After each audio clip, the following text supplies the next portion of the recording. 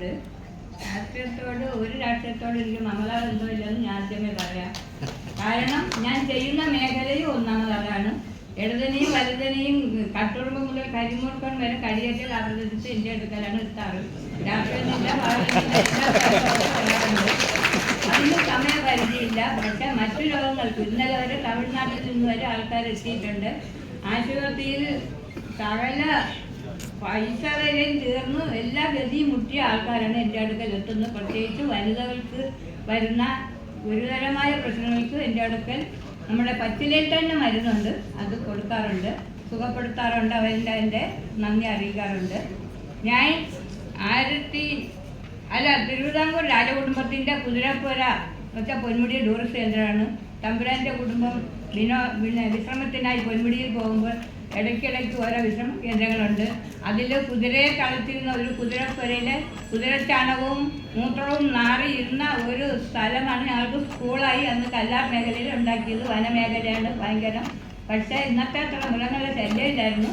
കാരണം നമ്മൾ ഗിരിജനങ്ങൾക്ക് മൂലംതിരുന്ന മഹാരാജൻ്റെ കാലത്ത് ഓരോ വീടിനും ഓരോ വ്യക്തി തോക്ക് വീതം കൊടുത്തിരുന്നു.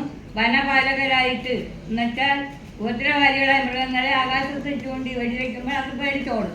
ഇന്നത്തെ മൃഗങ്ങൾ അതല്ല, അടുക്കളയിൽ വരെ കയറുന്നതാണ്. ഇന്ന് ജനാധിപത്യം അല്ല ഉള്ളത്, മൃഗാധിപത്യമാണ്. കാരണം പൊന്മുടി ഓരോ മലകളെ ടൂറിസത്തിന് വേണ്ടി തുറന്നു കൊടുത്തിട്ട് പവിത്രമായ വനമേഖല, ഞങ്ങൾ ആദിവാസികളെ ആദരിക്കുന്ന വനമേഖല അത്രയും നാനാതരത്തിൽ ഇന്ന് മദ്യക്കുപ്പിയുടെയും മറ്റു അനാശാസ്യ പ്രവർത്തനങ്ങളുടെ മേഖലയാക്കി ടൂറിസം എന്ന പേരിൽ തുറന്നു കൊടുത്തുകൊണ്ട് പിന്നെ മൃഗങ്ങളെല്ലാം ഇന്ന് തിന്നാനൊന്നുമില്ല. സോഷ്യൽ ഫോറസ്റ്റ് എന്നൊരു വകുപ്പ് എന്നുണ്ടായ അന്ന് മുതൽ വനം നശിച്ചു. വനത്തിൽ ഉപയോഗമുള്ള ഒരു സംശയമില്ല. നമ്മൾ വനത്തിൽ പിറന്ന് വളർന്ന് എനിക്കിപ്പോൾ 80 വയസ്സ് കഴിഞ്ഞതേ ഉള്ളൂ. മെയ് 8 എൻ്റെ 81 വയസ്സ്.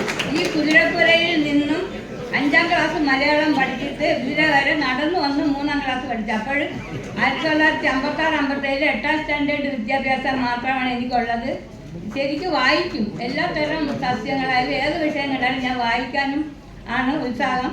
അതുകൊണ്ട് അങ്ങനെ കാട്ടുവൈദ്യത്തിൽ നിന്നും നാട്ടുവൈദ്യ രത്നമായി 95-ൽ ബൊട്ടാണിക്കൽ ഗാർഡനിൽ ഞാനൊരു ചെടി കൊടുത്ത് ക്യാൻസറിന് വരെ മരുന്നിനത് അവർ വികസിപ്പിച്ചെടുത്തു. ഞാൻ പറഞ്ഞത് അത്രയും കറക്റ്റായിരുന്നുകൊണ്ടാണ് 95-ൽ വിഷവിദ്യ ആധാരമായിട്ടുള്ള ക്യാമ്പായതുകൊണ്ട് എനിക്ക് നാട്ടുവൈദ്യ രത്നം എന്ന ബഹുമതി തന്നത്.